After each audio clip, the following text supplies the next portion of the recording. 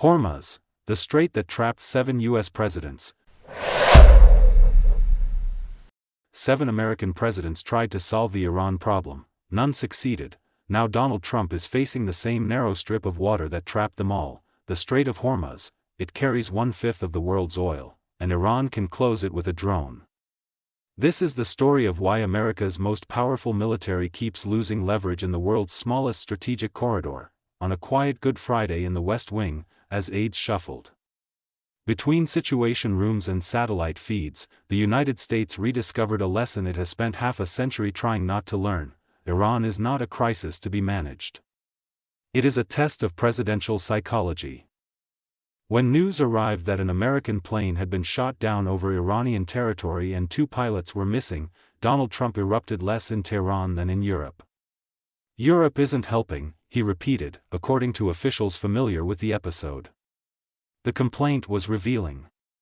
It suggested not merely frustration with allies, but a dawning recognition that the confrontation he had entered believing it could be contained by air power and deterrence theater was becoming something else, a solitary American war in a place he had once dismissed as nothing but blood and sand.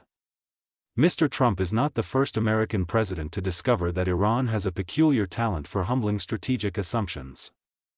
He is, however, the first to try to weaponize unpredictability as a substitute for strategy. The hostage in the room: every president confronting Iran eventually finds himself haunted by Jimmy Carter. The failed helicopter rescue mission of 1980, Operation Eagle Claw, did more than doom Mr. Carter's re-election prospects. It embedded a permanent warning inside the American presidency: Iran punishes overconfidence. Mr. Trump has referred explicitly to the episode in private conversations, noting how the disaster cost them the office. The remark was less historical reflection than self-diagnosis. Presidents confronting Tehran do not merely calculate risks, they imagine their own political futures. This helps explain the peculiar contradiction at the heart of Mr. Trump's Iran policy. He escalated militarily while resisting the one step that escalation traditionally implies: territorial seizure. When presented with a proposal to occupy Karg Island, the terminal through which 90% of Iranian oil exports pass, he recoiled at the casualties. American soldiers there, he warned, would become live targets. It was revealing hesitation. The president who threatened the destruction of an entire civilization within 12 hours was reluctant to risk the loss of a battalion. This is not incoherence. It is a deterrence theater constrained by electoral arithmetic, madman theory, digital addition. Richard Nixon once cultivated the impression that he might be irrational enough to do anything in Vietnam. Mr. Trump appears to have tried a social media version of the same idea.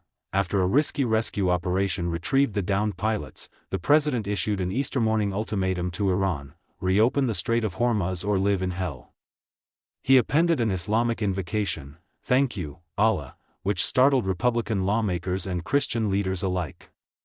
Asked later why he had done so, he replied that he wanted to appear unstable enough to force Iran to negotiate. The strategy was improvisational. It was also revealing. Classic madman theory depends on credibility. The adversary must believe that the leader is both unpredictable and capable of acting decisively. Mr. Trump's version inverted the logic. Unpredictability was displayed publicly, while decision-making remained internally contested and often disconnected from formal national security planning. The result was a hybrid diplomacy conducted simultaneously through threats, improvisation, and hesitation. America's allies found this confusing. Iran's leadership found it familiar.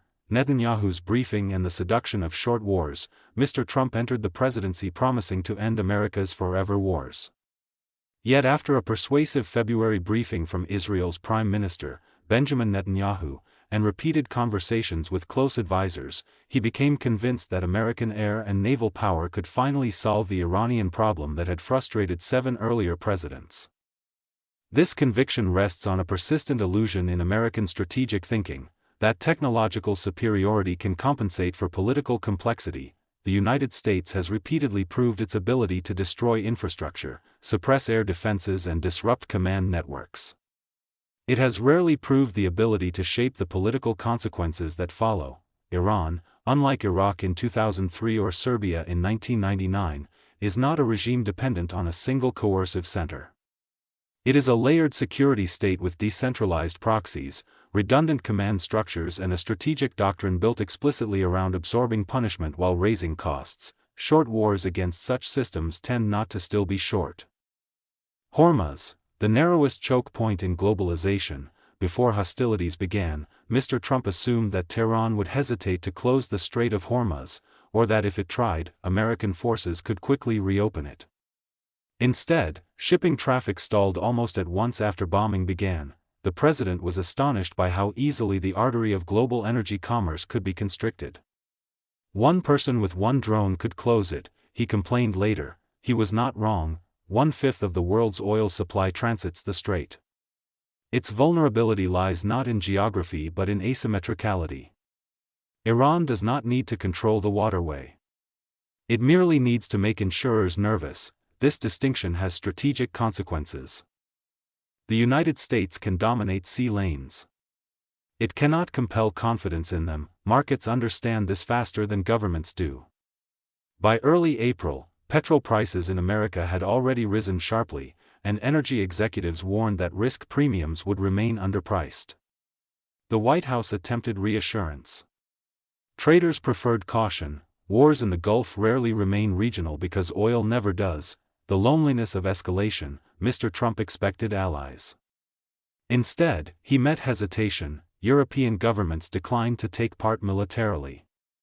NATO refused to transform itself into an enforcement mechanism for Hormuz.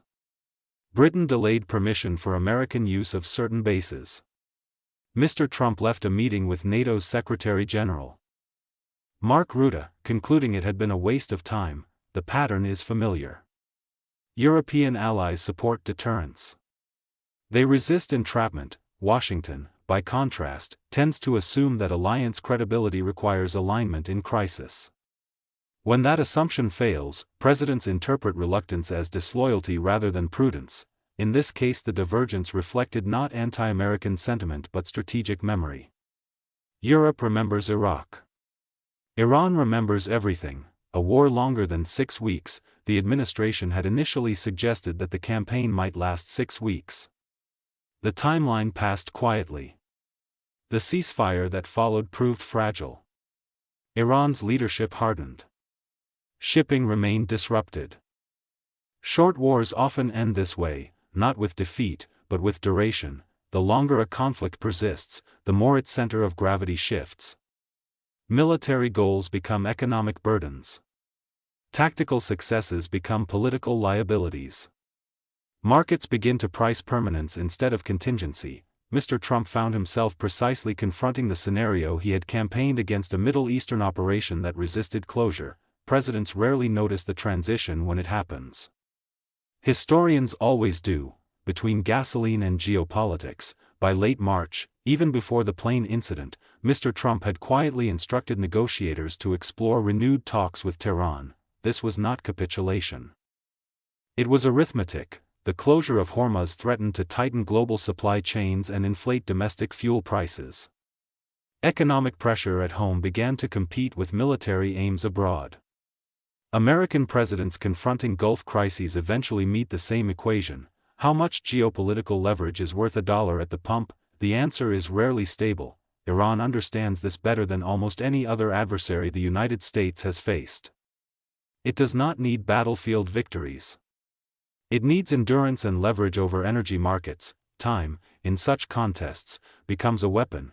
The civilization threat that wasn't policy. The most dramatic moment in Mr. Trump's confrontation with Iran came when he declared that unless Tehran agreed to a deal within 12 hours, an entire civilization might be destroyed. Officials later showed that the statement had not emerged from any structured national security plan.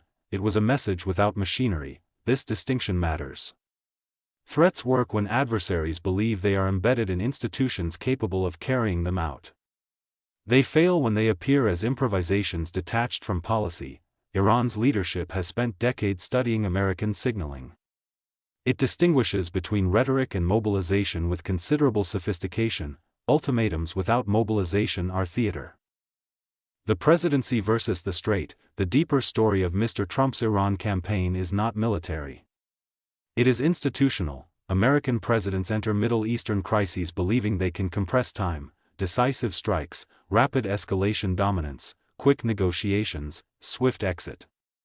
The region responds by expanding time instead: proxy responses, economic disruption, alliance hesitation, political fragmentation. Each administration believes it can outpace the pattern.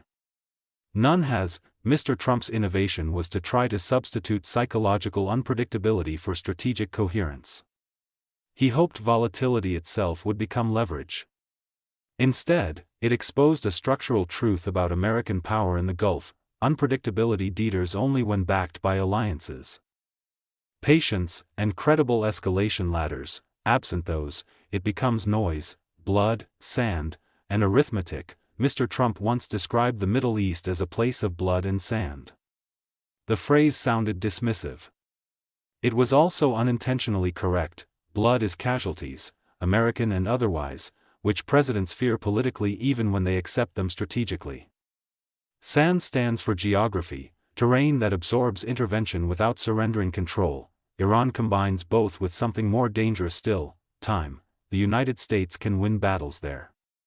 It can even dominate theaters.